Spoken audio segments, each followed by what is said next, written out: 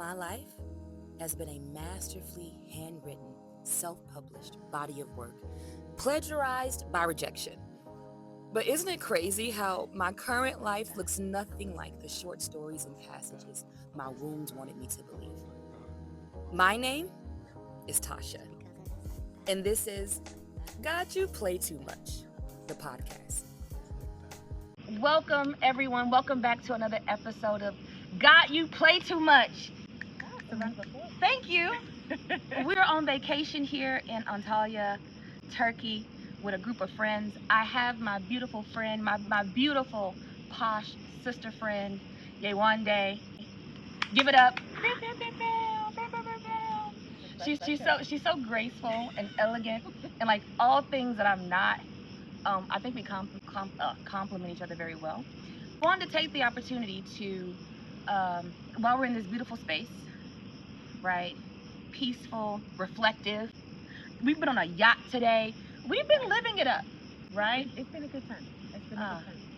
We were having a deep conversation about friendships, or just kind of conversations around girlhood.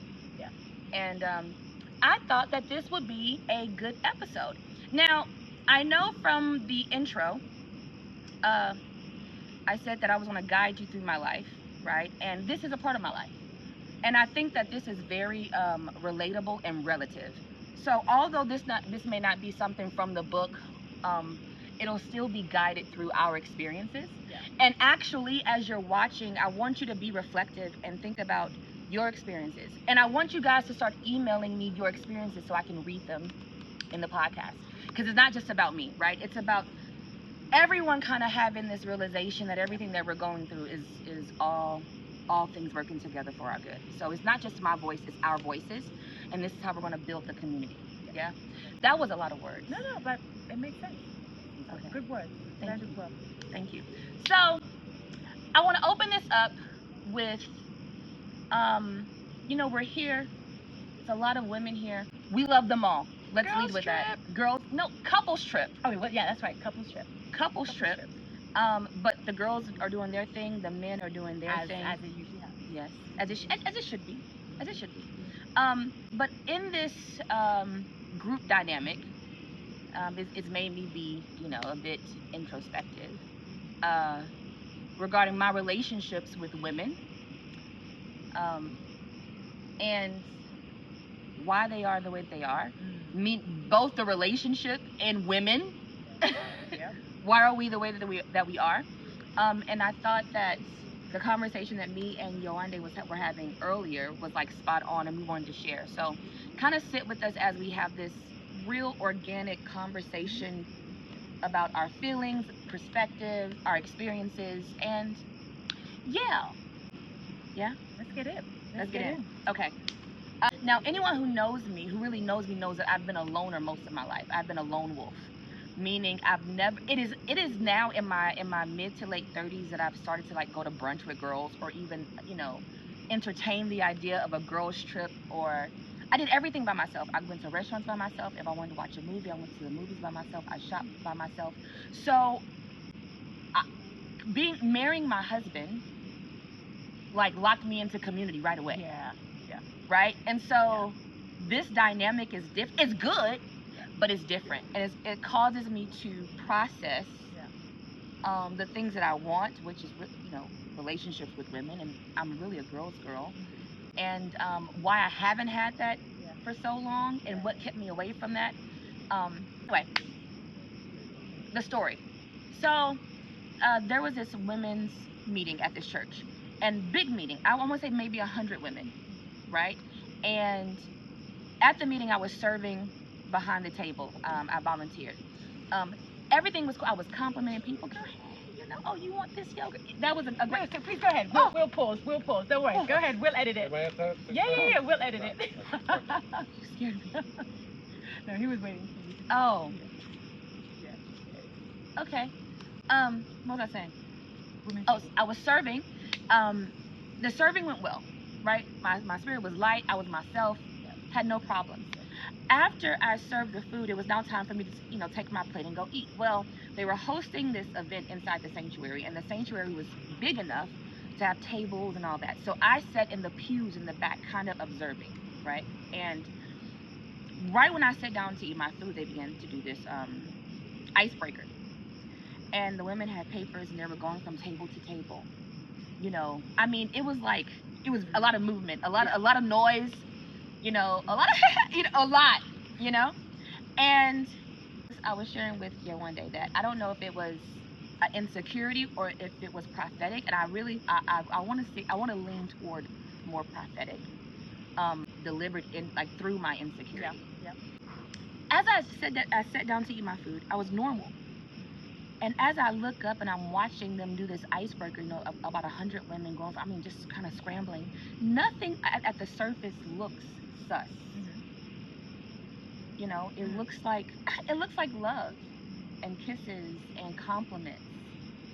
But what I saw, I saw snakes. Wow. It was like I was looking at these women like having a vision, and I saw snakes. And at the time, I was going through issues. Like, it's not that I don't want friendship. I love friendship. It's just that friends don't stay around. And so I had just gone through this breakup. I was about to say, yeah. You know? Yep.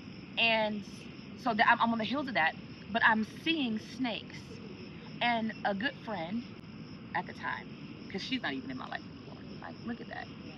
A good friend, she saw me, she looked at me, and she saw the horror on my face. Like, it wasn't anything I could hide. Like, and I had a whole, I don't know what attack it was. I don't know if it was a panic attack.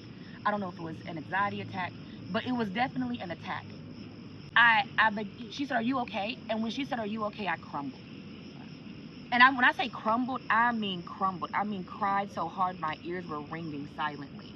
Like, you know, like and I don't know where it came from. I mean, I know where it came from, but why was it so intense? And, you know, and so eventually, you know, I worked through it. But I go home to my husband, and we're sitting down having dinner, and I tell him what happened. I said, "Babe, I feel that women are the most dangerous species, like, on the planet. We are great at not showing what we really feel." Wow. Okay. And this is why when women cheat, they cheat really well. Right? This is why we make great spies. This is also why we're able to climb corporate ladders.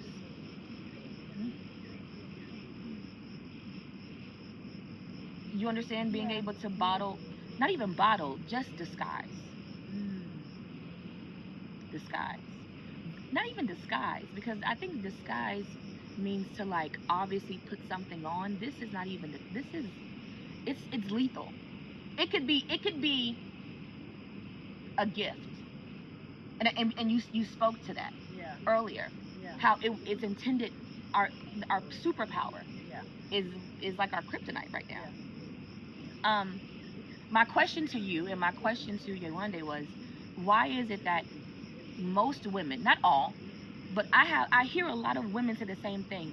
You know, girl, you know, I don't like a whole lot of women. I don't like to be amongst a lot of women, you know. And women that you like, you know, people that, I mean, why is that a common thing said about us? I think you're right. I think you're right, and something you said at the very top of what you were saying, and you know, I think there's a lot to unpack on there, but something that you said even from the opening, the get-go, even describing yourself as a girl's girl, the fact that you need to do that speaks to just the reference that women now have, in which it's common for you not to be a girl's girl. So what that means, you're either a girl's girl or I'm not a girl's girl. Yeah. So I'm either for women or I'm against them. Yeah. That's like innately how we've classified ourselves, right? Yeah. And so the fact that we recognize that there's this whole group of women that have chosen to identify as, I'm somebody that is not for women, or I've chosen to set myself apart, or I've chosen to kind of protect myself from other women. I've chosen to, you know, whatever it is. I think there's a lot of reasons for that, but even that in itself, even just starting there, you know, just speaks to oh my God, to me, it's just such a great sadness because I go back to that comment I made earlier about superpower. And I do think when we were created with such gifts, you know, as far as community, as far as nurturing, intuition. Yeah, I mean, we have it. We are beasts. We have it. We are beasts. We have it. So why have we been put against each other? Why have we kind of found each other more as enemies? So than family and sisterhood and you know, stronger together? Why have we decided to call each other enemies? I think this is just a theory. I think, speaking to what you said, our superpower. Earlier, she said something along the lines of, you know, the enemy will take our superpower and use it against us. It is the enemy's weapon. Like, if someone is a lover of people, their trauma is going to look like heartbreak. Yeah. Their heart's going to get trampled on, like all over, right? Like, if women are these beasts that if united, if another woman compliments me, it gives me more like length in my neck. You know, I'm able to take the next call with a little bit more. Imagine if it was an army strong, and not far and few between, like people say it is, right? In Genesis, God says, because of what you did, Eve, you and the serpent are forever going to be at war.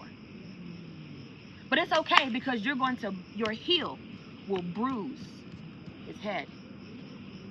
We're always going to overcome, but if we aren't aware to see that is the serpent speaking, if we aren't aware, if I'm not aware enough to whenever I instinct, like all of us, I realize that some of this stuff feels like it's natural. It feels like it bubbles over. It feels like it's you.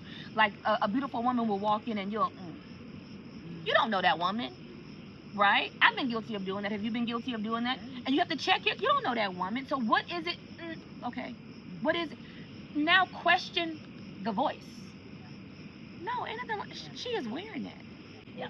I don't think we realize how much agreement that we've made with this lie that we are enemies. So even you know, as you start to unpack, acknowledging that there is a voice, the fact that we have chosen to agree that other women are our enemies, and sometimes we do it very subtly. It's not obvious, right? Because what I was saying to you earlier is that often I see the most animosity between so-called friends. You know, the animosity is not between a stranger. The animosity is between close people that are closer to you. So what is that? Where does that come from? And so back to what you were saying about that voice and that feeling of checking that voice and recognizing that there is an enemy that has come to put you against your sister. It's not something you have to agree with.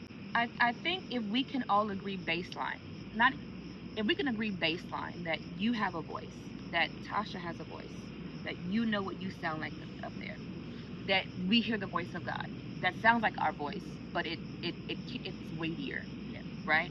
And then there's anything that's contrary to that voice, the God voice, and my purest thoughts, is the enemy. I like to give the visual of like old school, like 90s sitcoms when it would show like, you know, a devil on one side and an angel on that's literally what's happening in your mind. But if you're not aware to know that voice, that sounds like an insecurity is the enemy preying on you, you'll never fight it. I think that the lie that you spoke of is a big lie, it's a wide lie, that you're my enemy or we're in competition or whatever the case is, right? But the little lies every day, the little lies of, oh, she doing too much, the little lies of gossiping about, like those create the big lies. So if we can attack each one of those arrows within ourselves and be sure that we're not the one launching that, I can now feel safe being a girl's girl. You know? I mean, I think that's good. Yeah, absolutely. And I think, you know, a lot of people might come and say, that's all well and good, but there's a lot of hurt. There can be a lot of hurt. So I do think there has to be a place where you're ready to receive this, but also unpack not only what's been done to you, but also what you've done. I think, you know, do you know what I mean? Like I think it's very easy to hear this and be like, well, you don't know what. I hear you, right? You know, I hear you. you can only control you. Yeah, that's what I was getting to. Now, I would say the God you play too much moment is me being this loner and now being surrounded by so many women. One side I love, the most of me, the majority of me loves it because it's all I've ever wanted. And the other side of me doesn't know how to take it in. I don't know how to process it. I'm always overthinking, like, you know, am I coming off the wrong way, or because of everything I've been told my whole life. Exactly. I'm about to say it's why is that though? I think kind of what you were starting to do was really just unpack where does that come from? You know, where does that come from? That lack of, is it trust? Is it vulnerability? Like, I don't trust how these women are going to receive me. I don't. I just like a woman has to take a break from dating men. You know, women will can break your heart. Okay. And there is, just like there's PTSD. Wow. Yeah. From a romantic relationship, there is PTSD from these friendships. These are deep soul ties. These are people that you want to share your secrets with, that you need to be your most pure self, your most vulnerable self. Like, because if that's the case, they're not real friends. That's not a real sister. So in order for you to see me, I got to risk it. Yeah. And the risk is what scares me. Yeah. And let me speak about me. Like, that's true. It scares me. Yeah. I know I'm cool beans. I know that, you know, I want you to win, and I'm like, I'm a loud cheerleader, but are you? Yeah. But I think that so I relate to that, and I think a lot of people will relate to that in the sense that you're protecting yourself, and a lot of times, a lot of the behaviors that end up being so counterproductive. It's almost like you do the opposite. You do the opposite of what you truly need. It's a protection, like so many things, right? It's a protection, it's a defense. But I think it goes back to recognizing that there is a lot, you know, the love that we need friendship to be based on is a love that is unconditional. It's a love that it should mirror.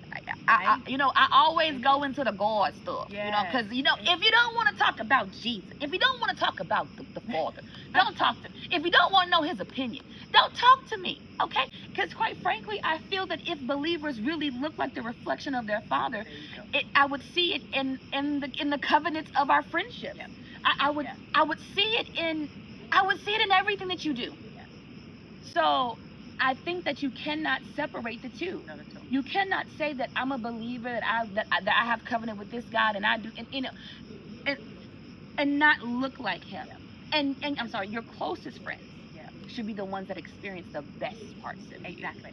And that goes back to really starting from a place of recognizing that, the world has, you know, the enemy has set us up to believe a lie, to not be in agreement with that lie that we are set against each other, and to truly lean into that love that is unconditional, and that says I will love with risk, because it comes with love that is unconditional comes with risk.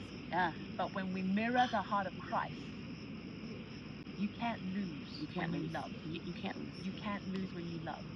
You can get some boo-boos. You can get some hurts, but you can never lose when you love. No.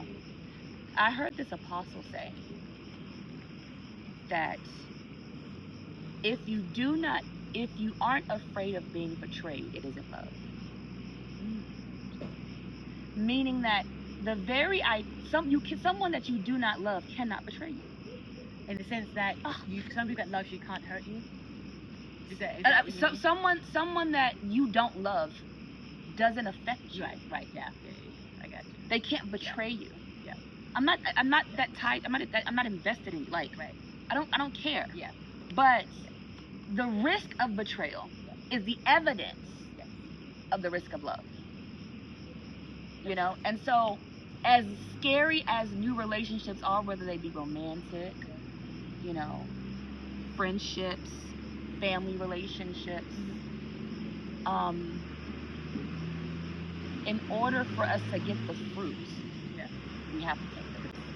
And I'm learning that on this, even on this trip. Yeah. You know, just to be me. Yeah. Knowing that, you know, I'm a good person, I'm pure, I'm a good time, and present with that, lead with that, with open arms, almost welcoming the risk. Yeah. Yeah. Not almost welcoming the risk like, in order to get the community. Yeah. Exactly. And I think as well, as we set out to really be an example of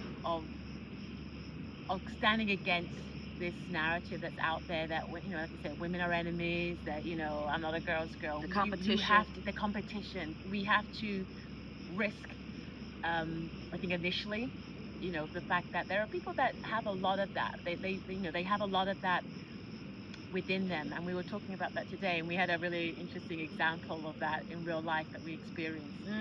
And very classic example of where, you know, in our natural, we just saw that competition, we saw that kind of like envy, the jealousy, the kind of, you know. You know what? I don't even want to put those heavy words on it. Okay. I want to say the curiosity and not knowing how to. I do not believe that women in general mean to be jealous. Mean to be. I'm a very optimistic person. I hear you. I don't think that's who we are and what we want to do. Yeah. You get. I think that the curiosity and not knowing how to approach, not knowing your way in. You know, I'm not excusing. I think that's one element, right? Okay, because I gotta come, because I know there are people who be like, girlfriend. I think you're right. I think there's a scenario where sometimes, instead of being vulnerable enough to say, hey, I see something in you that I admire, and I want to share that. I want to understand more. I want to lean into that. Instead, I'm going to turn it around and maybe make you feel some kind of way. So we see that. Yeah. We see that. And I think that's often the case. But I also do think there is. So is it a curiosity to say, how do I approach a situation? To some degree, but I think you're being too generous. I do think a lot of times it's just that it's recognizing that if you can, I feel like it's women, if you can recognize when you are in this scenario, when you are looking at somebody and there is a degree of what you have or who you are or what you bring is suddenly making me feel some way about myself. And if you can just own that. That's a woman problem. That's just a woman problem. I've been grown enough to know when that happens to me. I was sharing with her earlier that I almost think that it's animalistic and like instinctual. And I gave this example. I am not an envious person. Right? At all. But years ago, when I was a pastor's wife, this guest minister came to our church, and he brought his fiance, and this girl was gorgeous. Now don't get me wrong, I know I'm pretty, but this girl was like 5'9", size 6, perfectly symmetrical face. I mean, jawline, cheekbones, hair. She smelled like a success. Okay, she smelled like everything I wanted to be. Like, and when she walked in, and this is my domain, I am the pastor's wife. Like, if this is, you know, if there was a fire hydrant, you know what I'm saying? You know, and I've never felt this feeling. Before this incident, I couldn't have identified this feeling before. But she walked in, I was like, And when I sat down through service, I found myself like, you know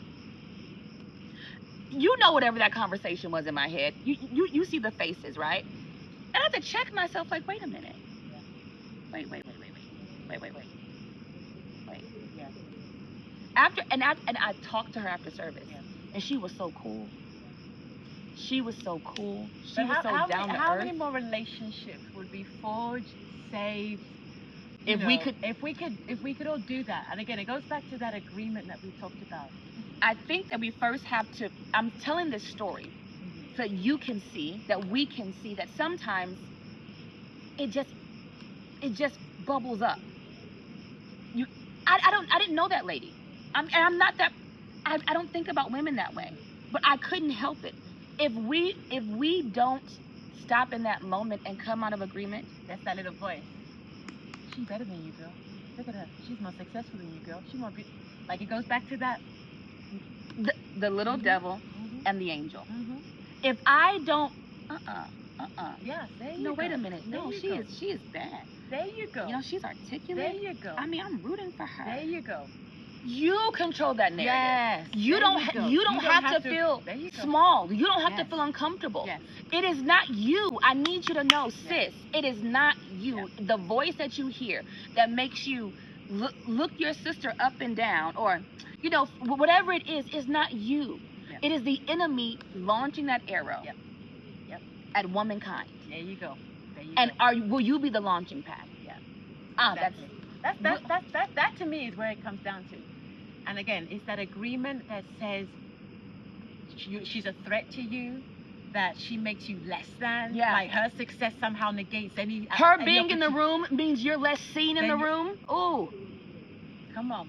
You know? Come on. Like, listen. I think this has been. I wanna wrap this up. Okay. I think this is meaty.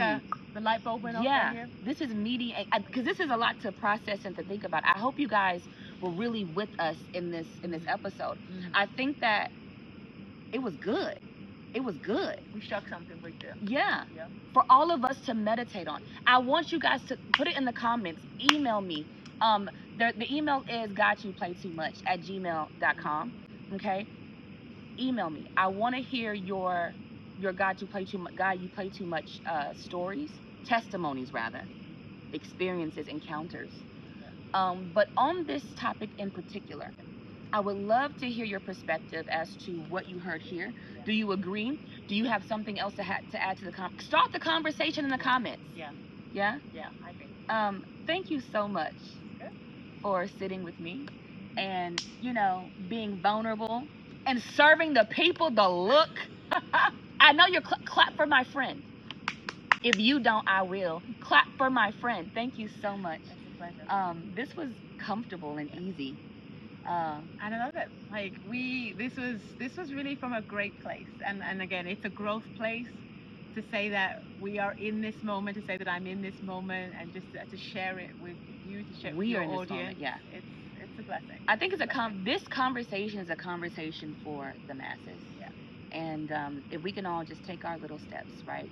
Attack the other voice every day. Womankind will look different. Girls will be everywhere. Huh? Everywhere. Yes. Anyway, you guys, I love you. God bless you. Remember, subscribe, okay? Are you sharing this? Okay, did you like was the talk juicy? Was it juicy enough for you to share? Was it juicy enough for you to talk to your homegirl about or your husband about? Please give me your feedback. I love you so much, and thank you for being along for the ride. We'll see you next time. Who knows? Next episode may still be in Turkey or whatever. We don't know. But either way, we'll see you next time. We love you, and thank you so much for your time. All right. Bye, guys. Oh, thank you. Yay, that was good. Wait, I like that. Really I like good. that moment. I like where you say you don't have to keep going and finish it. Just grab there and let it spark something and let the conversation continue. I like that.